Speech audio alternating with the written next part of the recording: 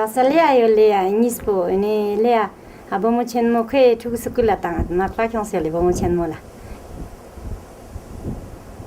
ni khe thuk sukula tang lea dukse ya nomo sukula chele alea dukse yo ngari bomo chungche ache nomo niska achila thuk ni jo le de gangarang chikchi ya ta jing chu ta ne balang thi na jing chu che tini gari chi ke shole yong se balang ma chi re skit potaminu pale ya men nang tanga tu gozare kong sang ma yang silkan song kong sung kula thu tang cha song yang man du panole skit potara pale yang kong sukula thu sukul yal ba ta zire diga bor banagle kong sukula rule ya sukul yal ba chale ta zire kheragle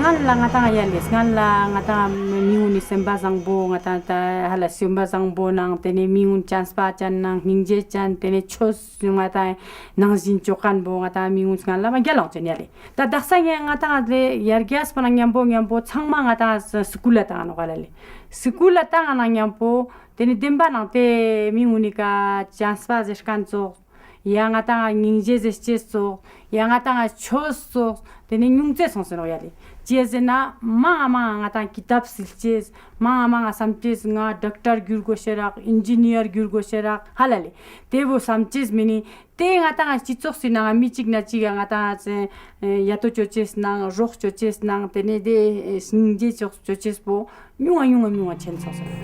Through our kind of cultural myopia, we sort of think that we educate our kids, we send our kids to school, we have a form of enculturating kids into our society, which is education.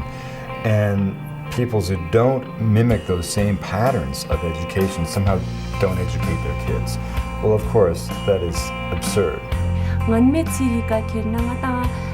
Rinpoche religious chose na tsokse yontan zerana nya po hanga chenmo songte pene khopjin denenge bangla chenmo gyabin nge zuko gari shuli nge gari na yontani zakse zuko khorang dontak po khorang sose gyur songte banades ki pene churches la yontan choa tsokse gyade.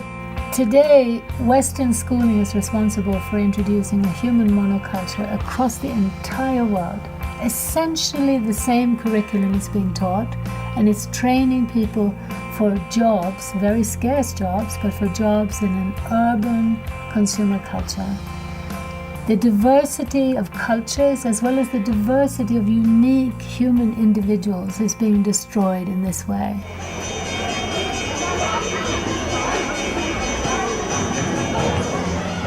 This particular school that was established, called the Moravian Mission School, was secular in the sense that, of course, some Christian teaching was given as a part of an evangelistic outreach by the Moravians.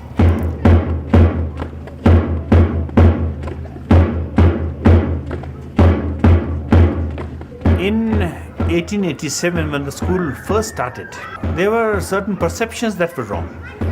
For example, a school started by the missionaries on a street corner must have an ulterior motive of conversion, of teachings that are in conflict with the teachings of the traditional society or the religion. Our Father, who art in heaven, hallowed be thy name. Thy kingdom come, thy will be done on earth as it is in heaven. And I've been told that the children had to come by force to the school. They wouldn't like to. People just wouldn't send children to the school. And forgive us our trespasses, as we forgive them that trespass against us. I strongly believe that a secular education system and a cosmopolitan school society should not be at the expense of losing Ladakhiness. And lead us not into temptation, but deliver us from evil. For thine is the kingdom, and the power, and the glory, forever and ever. Amen. If you have lost your history, you have lost everything.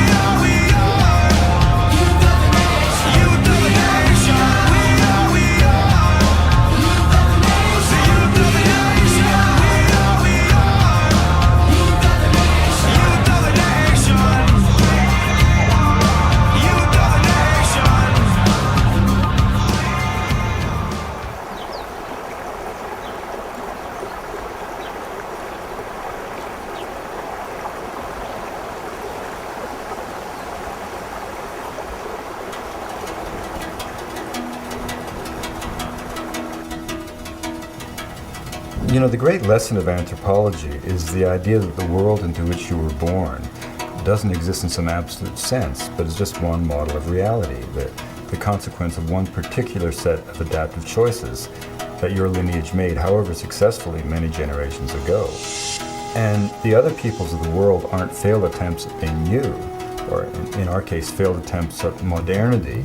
They are by definition unique facets of the human imagination. And when asked the meaning of being human, they respond with 6,000 different voices. And those voices collectively become the human repertoire for dealing with the challenges that will confront us in the ensuing millennia.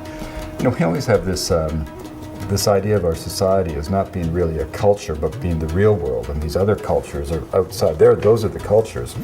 But that kind of cultural myopia we really can no longer afford. And, you know, we aren't the real inexorable wave of history. We're just another set of possibilities. We're just another cultural reality with choices that we've made.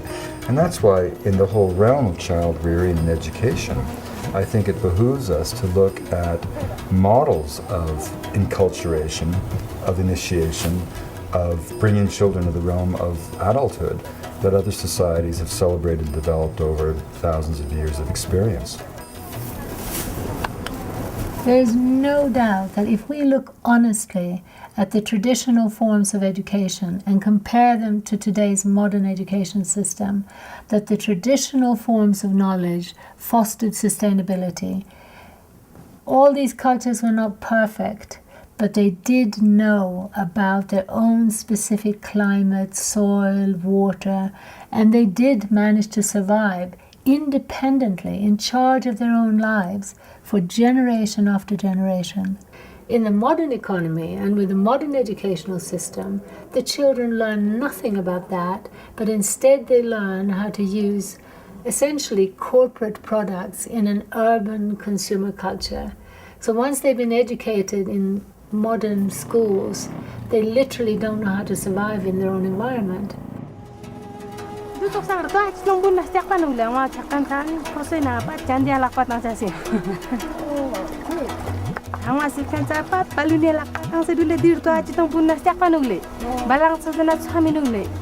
Education is not simply the transmission of information.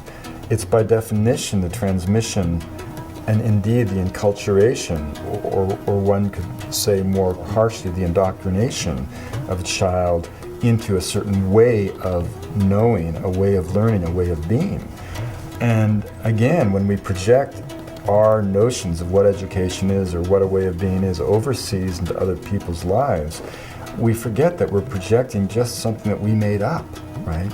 And one of the things that I see in my work is that different ways of knowing, different ways of being, different ways of learning really create different human beings. If you're raised in Colorado to believe that a mountain is an inert pile of rock waiting to be mined, you're going to have a very different relationship to that mountain from a kid from southern Peru who believes in the fiber of his being that a mountain is an Apu spirit, a protective deity that will direct his destiny throughout life. Now, the interesting observation is not whether that mountain is in fact a spirit or whether it's just a pile of dirt. The interesting observation is how the education system into what that mountain is creates a different human being with a different relationship to the earth. I was raised in the forests of British Columbia to believe that those forests existed to be cut. That was the foundation of the ideology of scientific forestry that I was taught in school and that I practiced as a logger in the woods. It was based on the idea that we had to eliminate all the old growth to get some healthy plantations growing in their wake, because after all, the incremental addition of cellulose would be higher in a plant. I mean, but this was a construct. But critically, that belief system made me a very different human being with a very different relationship to that forest than my friends from native communities who believed that that forest was the abode of Hukuk and the crooked beak of heaven. Because of my ideology, my education, those forests no longer exist.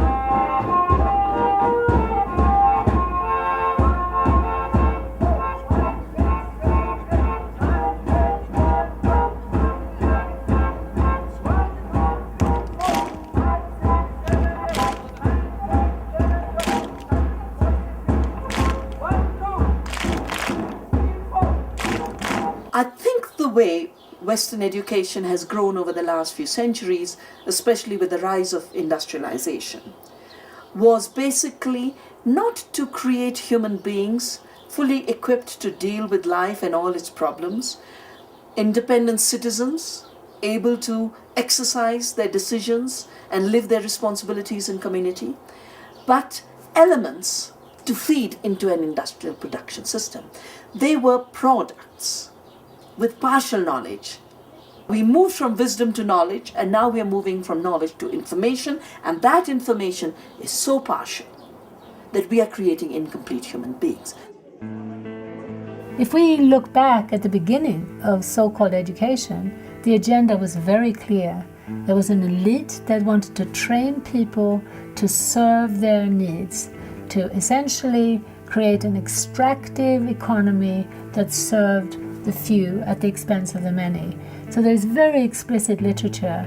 Very clearly education was there to train a class of people to serve the needs of the elite.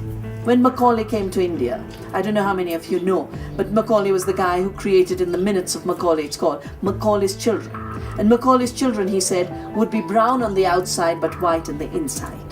That they would basically know only one thing, how to rule India as if they were Europeans themselves. So if you go back to the 60s and you look at a lot of the modernization literature, so it's very clearly written that local language, local tradition, local customs is a barrier to modernization, and for communities to progress in kinds of stages of development, these things need to be eliminated. 99% of all the activities that go under the label of education come from this very specific agenda that grew out of a colonial expansion across the world by Europeans. And now in different countries in the so-called third world, the basic fundamental agenda is the same, is to pull people into dependence on a modern centralized economy, is to pull them away from their independence and from their own culture and self-respect.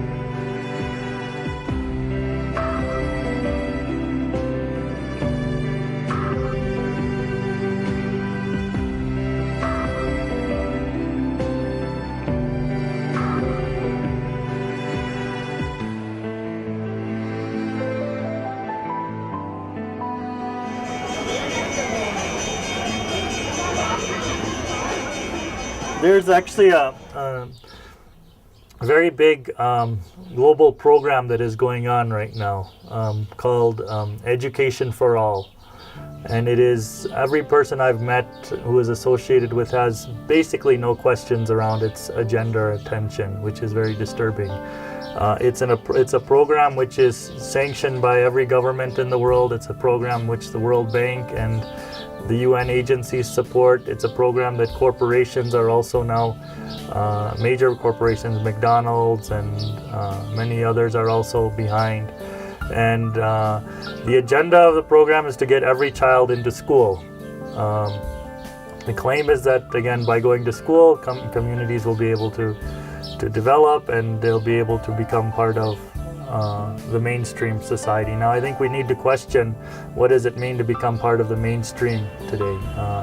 And that, for me, is very, very much tied to a very clear agenda of becoming part of the global economy and shifting one's own local economy, one's own local culture, one's own local resources, both personal as well as collective, into the service of the global economy.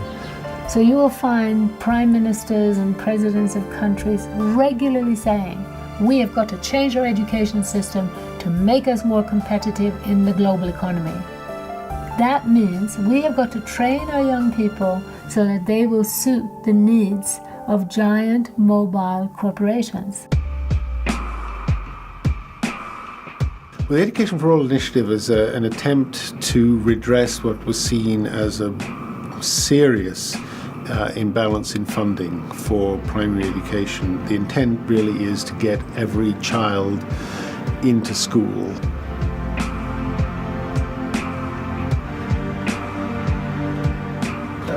I think we see education as crucial. It's an absolutely necessary condition for sustained poverty reduction. The demand now for education is not just coming from people like the World Bank and outsiders. It's coming from businessmen who are discovering that they can't grow their factories because they can't grow their businesses because there's a shortage of skilled workers.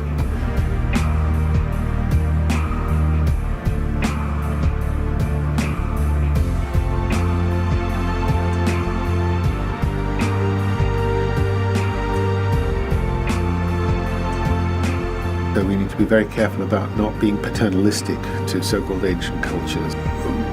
We can help them and certainly not ruin or try to wreck their own cultures. But on the other hand, I think we should be careful about trying to preserve their culture in kind of cold storage. If they don't want that, we should be there to help them.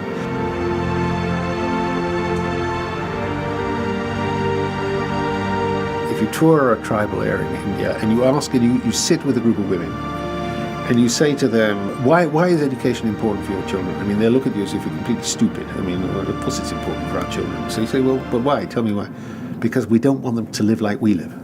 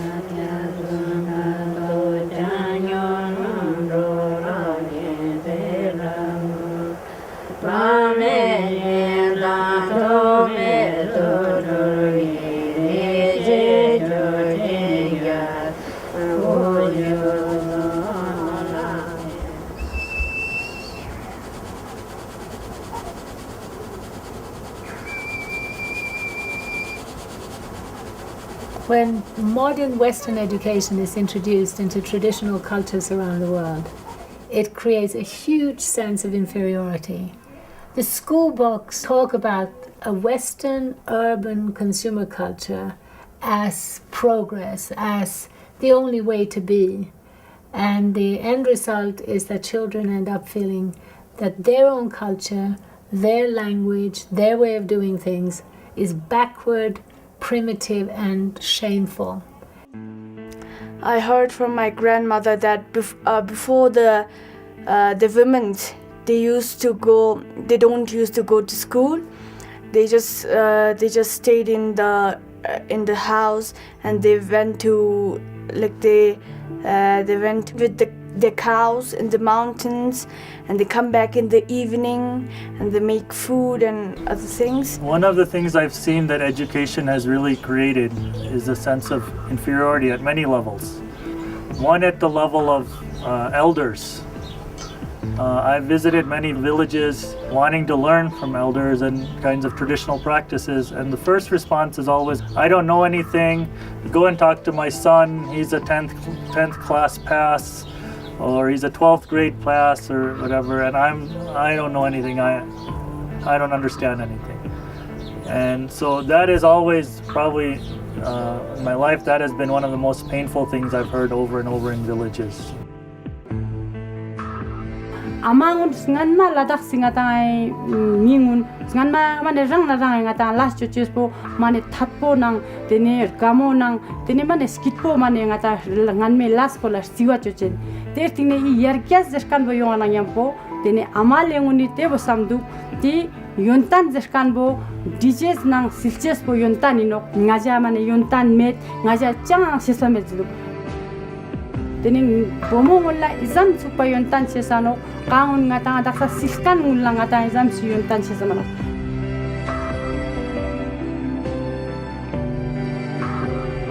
tene kongula nangchang shikong sesano kongole se jonchu choje sesano tene amalenguni bal khalche sesano ter dunbina chichira khajir goshejo teo changma mauni juano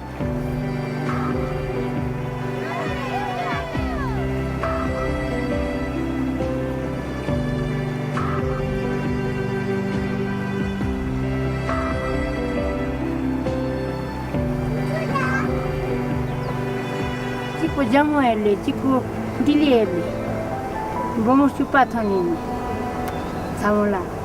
Ta chibela kasan ko dugo lenga cha rangsa nang sung se duk se kwale.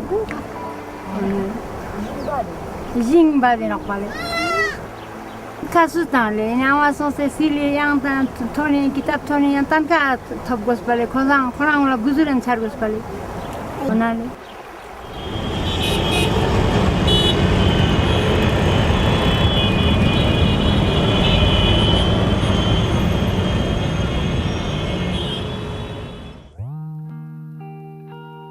There's a widely held belief today that it is through modern education that we're going to raise people out of poverty. But if we look honestly at what's been happening, we'll see that it's the advent of colonialism, development and aid that have created poverty. In the pre-modern or pre-development systems and economies, you will not find the kind of poverty that you do in the modern slums of Calcutta and Mexico City, Beijing. Today, in most traditional villages, whether it be in China, India or Africa, people are led to believe that the future is this modern urban consumer culture.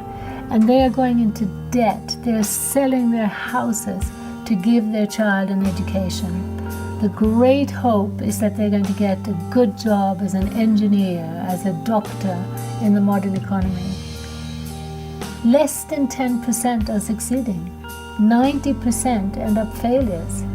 They might get a job as a servant or as a car mechanic, but it is not the glorious life that people had hoped for.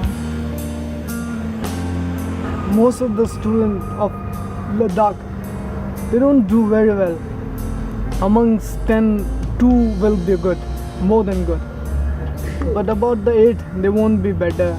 Tene government last top ma top pasang tene thugu changma pat mane sembas pomet kanle tene thugu changma mane pat the shonjan of bisele.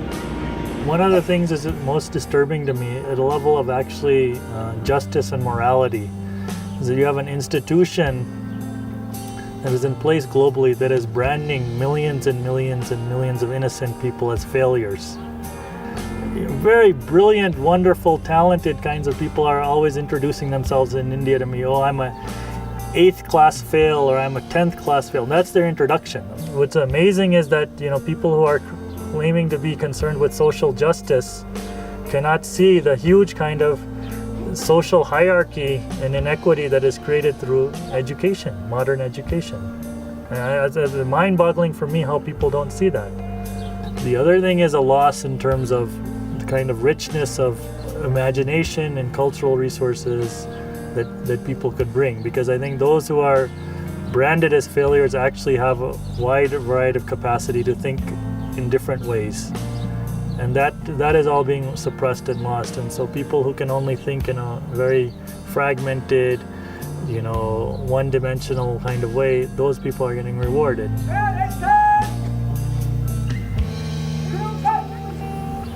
Anybody who claims to be concerned with social justice need to have a serious conversation around that. I come from the central Himalayan region which is called Garhwal, and the women of Garhwal worked very hard to make sure their kids would have schooling. But of course the schooling was the institutionalized schooling of the kind that doesn't teach you anything about your local ecology, your local culture, your local economy, or your ability to be productive. It basically teaches you to be a semi-literate for another system to which you have no entry, because you don't belong to the right class, you don't belong to the right privilege, etc. I now go back to those same villages, and the women said the worst mistake they made was to think that that kind of education would help. That we have a saying in Hindi, "Dhobi ka kutta na ghar ka na ghat ka," that it's the washerman's dog who belongs neither to the place where the washing is done nor to the home. That they're in between people, and they're falling through the cracks of an in-between world.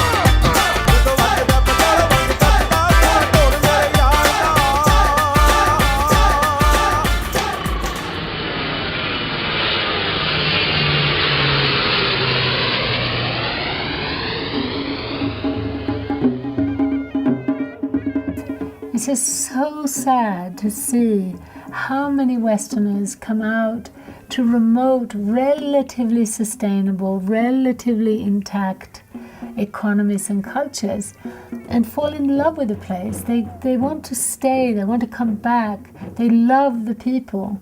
They find the people incredibly happy, incredibly kind, incredibly helpful. And then they want to help, develop, bring in Western schooling to improve the lives of these people. Well, my name is Heidi. I come from Germany, from the southern part, that's Bavaria. And as I live in Bavaria, I'm keen on mountaineering, and that was the reason why, of course, I wanted to go to the Himalayas. And as I was a teacher, I was teaching English, German, ethics, that's a kind of religion. I was interested in schools, and so I happened to meet London School here. 1, 2, 3, up. 1, 2, 3, up. 1, 2, 3, up. 1, 2, 3, up. And of course, I got so much from the people here, from their religious belief, from their mentality, the way of compassion, tolerance, that I thought, well, I must do something for this school.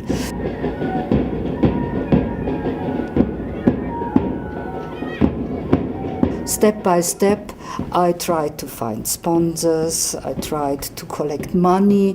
For instance, I'm proud, over there is a hostel, a girls' hostel for 100 pupils, and this is mainly built by the money I could collect.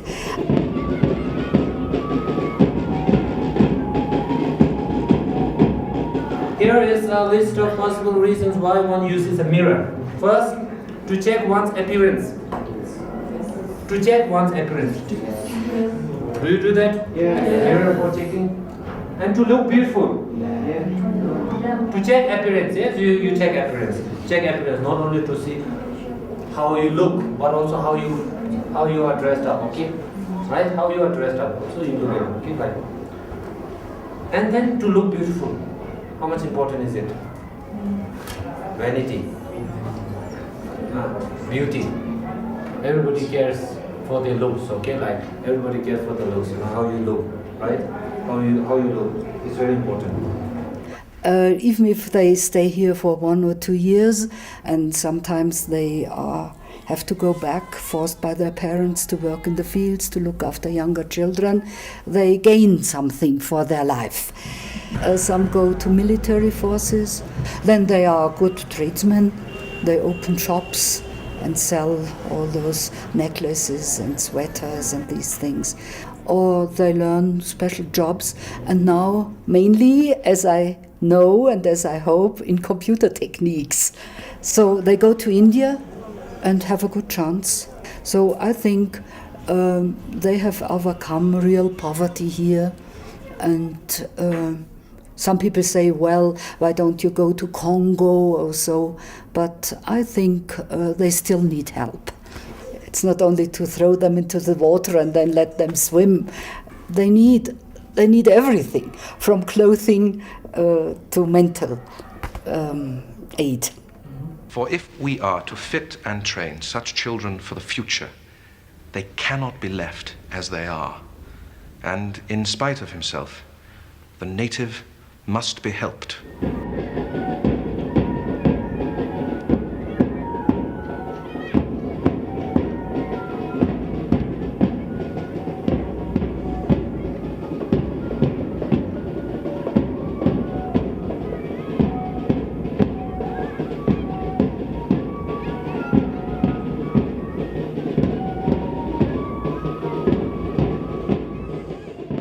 When I look at the number of really well-intentioned people who are trying to help other people with this package of schooling and aid, I really don't think that there's any bad intention behind that.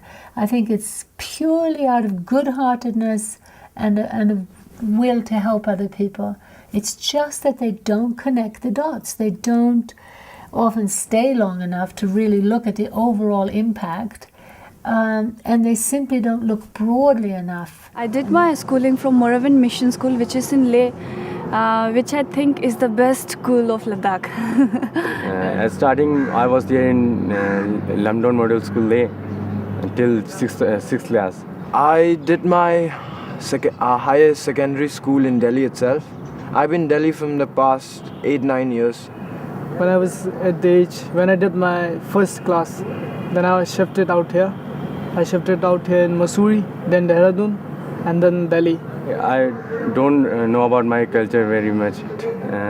We are not really much aware about our tradition and all. Basically, when students come to Delhi to study, so they're exposed to an environment which is very different from Ladakh.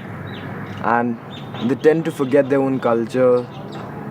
Sometimes they don't even know how to speak their own language.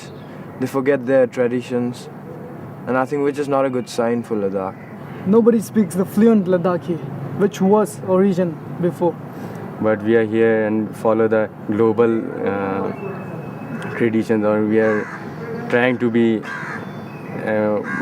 we are trying to compete with them. We just after money.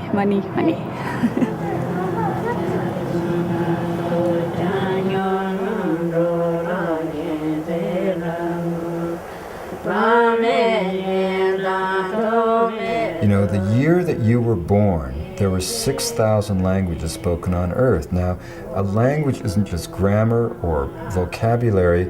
A language is a flash of the human spirit.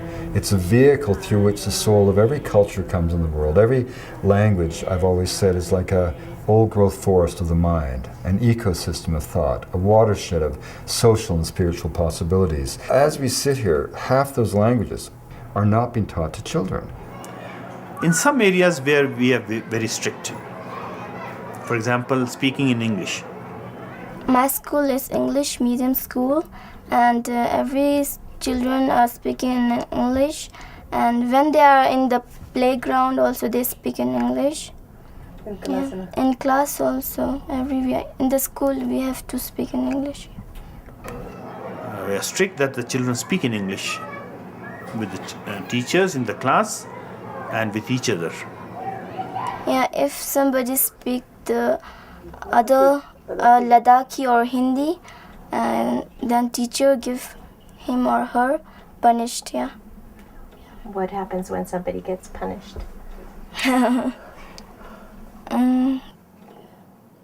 Yeah, it's get the money. Yeah, it's fine money, 5 rupees. But that discipline inculcates a habit of English. And English is one language that commands the world today. Be it the cyber world, internet, anything, business, you have got to learn English in India. When we go to other countries, it's we have to speak in English.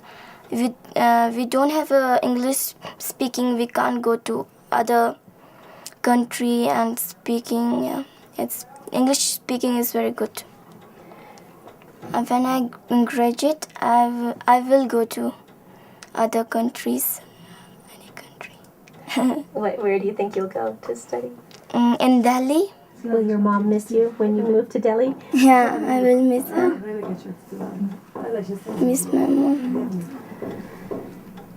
I miss my hometown, really, and my parents, because I've been here, not here properly, but out of my town, about 10 or 12 years.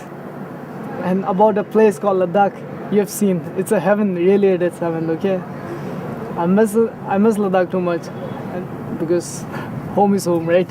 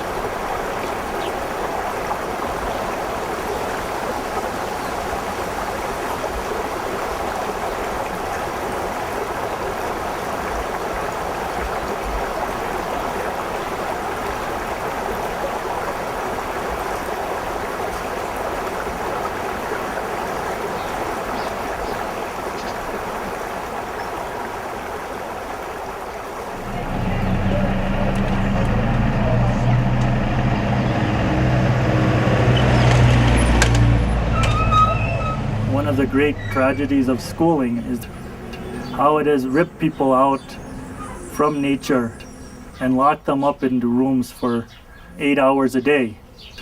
And I think the profound kind of damage that it's doing to us, only we'll recognize generations from now, and then we'll look back and say, how could we have done this kind of thing to people? And thinking that, you know, creating concrete jails and locking people up into that and giving them books that tell them about nature is a better way to think about life than actually spending time in nature. Why it is given this name?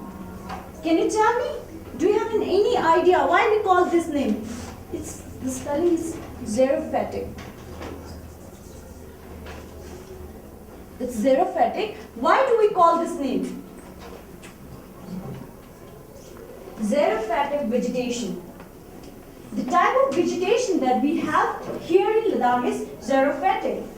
Now, can you cite me the reason why we call this type of vegetation as xerophatic vegetation?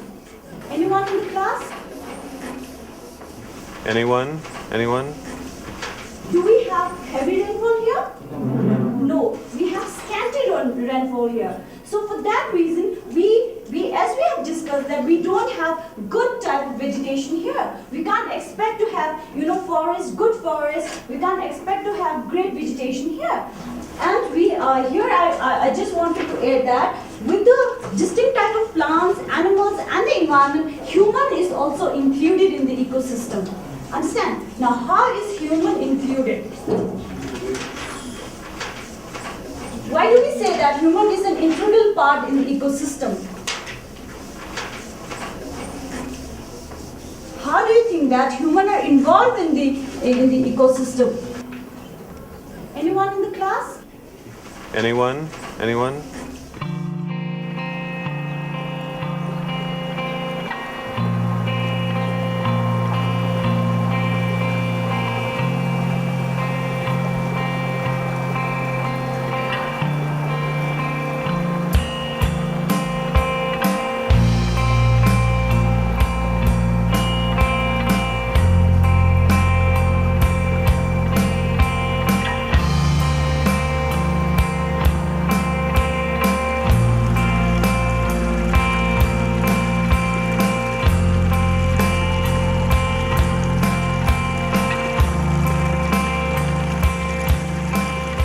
Lak mo borchesto ngata chumig lak mo borchesto la korang aba amang ni chu chumil laman lapchin yure na stokpo ma phang tene aju kona yang mi ji chu thungano tene aju kona yang ngata offering chuano hala le ngaji jak tum chu chuput thulano chu chun na phala te bozera na yapo chu chenmo songsyang te bolu san yale te daksa yale ngata yar ke zeskar mo janang po aba amang la te je sik tu sik ma thobaina ya thuni maya nain tene tezam sik zerang ma jebano nyanang mayan pasane garung sa kozak thustang pasane ngata environment bo tene te chu te sangma chulung po sangma stokpo jano yale sakyat po ama chok sino senele bub na sa sendele sakyat po khorang bo ngata beng chok sino senele tene chungba sani ngata di sakyat po zeskan bo ngata phache na pura mirap ngata bor ngen che sakyat chino hala yontan jena po pe na ngachik che yontan jiyoto nge yontan bo tak khuri nge thugo tang ngen chis mano ngen chis me kya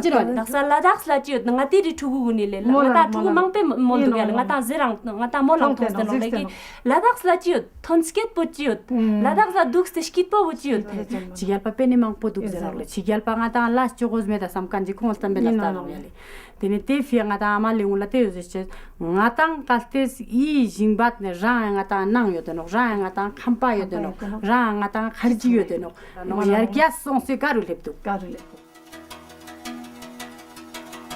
And the amazing thing, if you think about it, is that biologists have finally proven it to be true what philosophers have always dreamt to be true, which is the fact that we're all brothers and sisters. We are all, by definition, cut from the same genetic cloth. That means that all human populations, all cultures, in general, share the same raw mental capacity, intellectual capacity, mental acuity, whatever. And what that means is that whether a people place their genius into technological innovation, as has been the tradition in the West, or by contrast, in the case of the Tibetan Buddhists, into spending 2,500 years trying to understand the nature of existence in what we call always a science of the mind. And why do we use the word science? Because what is science but the pursuit of the truth? And what is Buddhism but the empirical pursuit of the truth? As Mathieu Ricard, a Tibetan monk, former molecular biologist at the Pasteur Institute in Paris, always says that Western science is a major response to minor needs. We spend all of our lives trying to make sure that we live to be 100 without losing our teeth or our hair. And in Tibet, people spend their lives trying to understand the nature of existence. He says all of our billboards advertise naked young children in underwear. Their billboards, which are mani walls, are engravings in stone of prayers for the well-being of all sentient beings.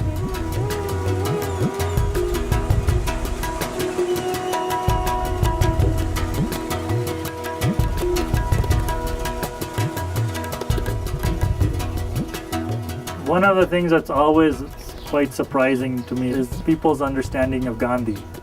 All over the world, people claim to be big fans of Gandhi, and if you actually start to look at what the man wrote, he was extremely critical of modern education, and particularly Western knowledge. That was something that Gandhi was openly questioning. What is the great contribution of Western knowledge actually to the well-being of life on the planet? And so people misunderstood that, they thought that Gandhi was against the British. Actually, he said, I have no problem with the British, but they need to understand that these systems that have been created all over the world are fundamentally disempowering, dehumanizing, destructive, not only to human beings, to all life on the planet, and they cannot sustain themselves. He said this in 1909. And he said, we're not just trying to get rid of the British and keep their systems. He used a very nice phrase. He said, this freedom struggle is not about getting rid of the tiger, but keeping the tiger's nature.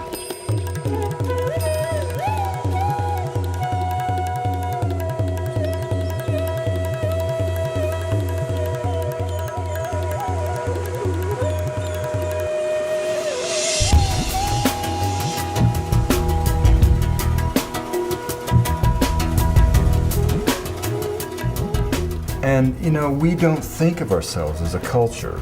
Therefore, when we export something like our economic model, we don't see it as what it is, which is just one option, one way of organizing economic behavior. And yet when you think about it, all the indices of the development paradigm say almost nothing about quality of life. People talk about per capita income quadrupling. Well, what does that mean? It might mean that some farmer has gone from a non-cash agrarian economy into a sweatshop in a slum in Delhi. Is his quality of life gone up because his income's quadrupled? I mean, that's another part of our kind of cultural myopia. We put out this idea, which I think is a blatant lie, that if people buy into the dictates of our economic paradigm, that somehow they will magically achieve the wealth that we enjoy in the West. Ain't gonna happen.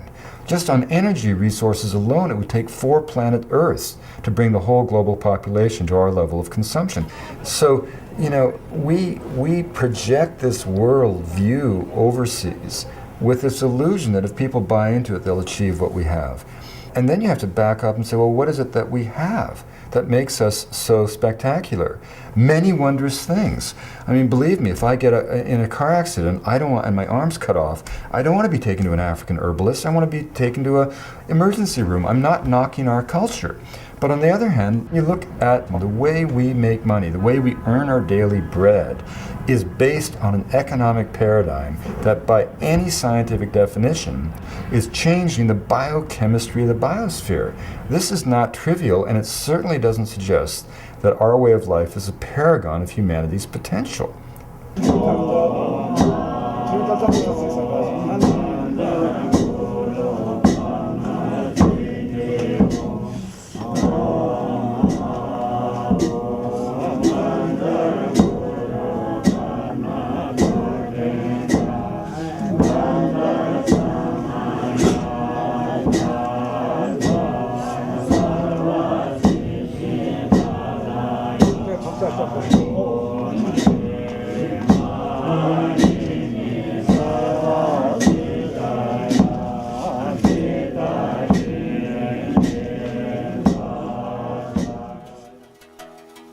The way for cultures to survive in today's world is not by isolating themselves and cutting themselves off.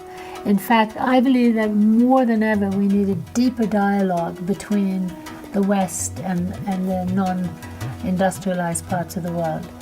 We need that dialogue because the media and conventional education is perpetuating a lie, basically, about a way to succeed and how we can all attain this glorious, wealthy, luxurious lifestyle. We urgently need to sit down and talk to each other and communicate the fact that this model isn't even working in America, which is the center of this dream. And it's really important that as we think of different cultures, there's this sort of idea that these other peoples, quaint and colorful though they may be, are somehow destined to fade away as the real world, our world, moves on. Nothing could be further from the truth. These cultures are not frail and fragile. On the contrary, they're dynamic, living peoples being driven out of existence by identifiable forces. Why is that so important? It's important because culture is not trivial. Culture is not decorative. It's not feathers and bells. It's not dances. It's not even ritual. Culture is a blanket of moral and ethical values that we insulate the individual with. And if you want to know what happens when culture is lost, and yet the individual survives, a shadow of their former selves, unable to go back to the comfort of tradition and roots, but cast adrift into an alien world where generally the destination is simply the lowest rung on the economic ladder that goes nowhere. You just have to look at the seas of misery that are the demographic centers of the third world.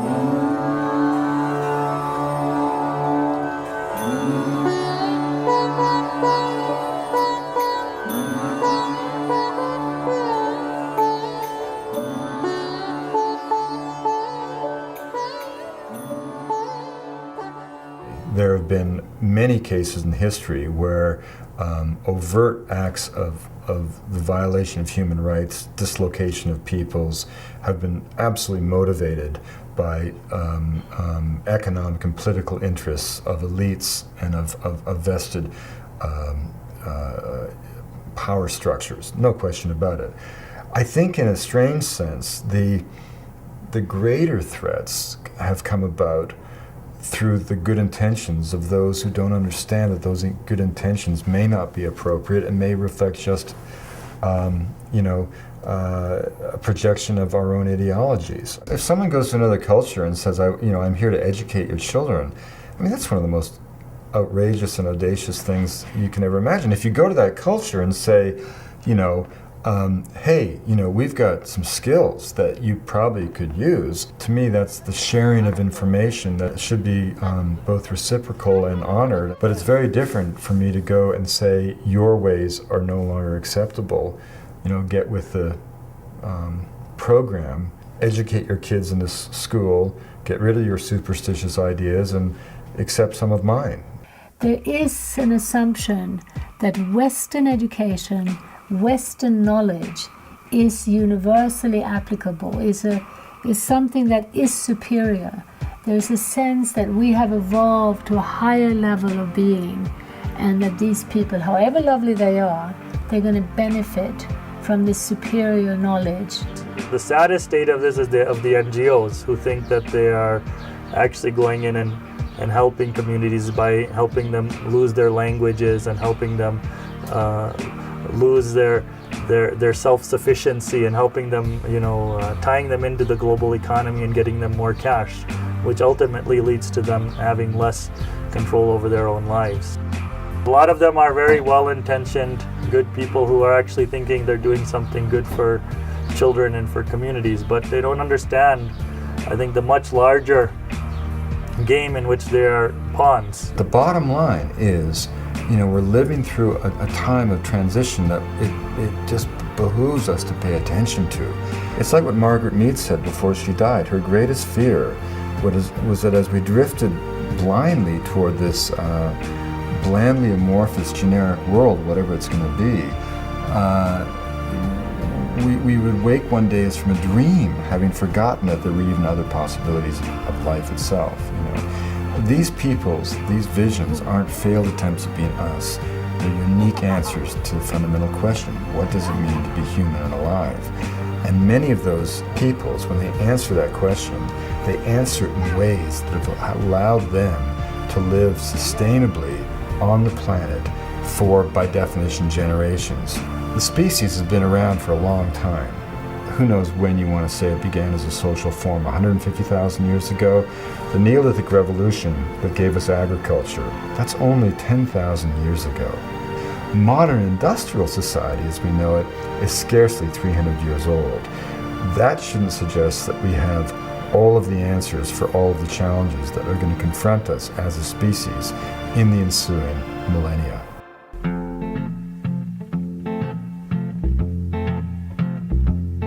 Little boxes on the hillside, little boxes made of ticky-tacky, little boxes on the hillside, little boxes all the same. There's a pink one and a green one and a blue one and a yellow one, and they're all made out of ticky-tacky and they all look just the same. And the people in the houses all went to the university where they were put in boxes and they came out all the same. And there's doctors and lawyers and business executives, and they're all made out of ticky-tacky and they all look just the same. And they all play on the golf course and drink their martinis dry, and they all have pretty children, and the children go to school, and the children go to summer camp, and then to the university where they are put in boxes and they come out all the same. And the boys go into business and marry and raise a family in boxes made of ticky-tacky, and they all look just the same. There's a pink one and a green one and a blue one and a yellow one, and they're all made out of ticky-tacky and they all look just the same.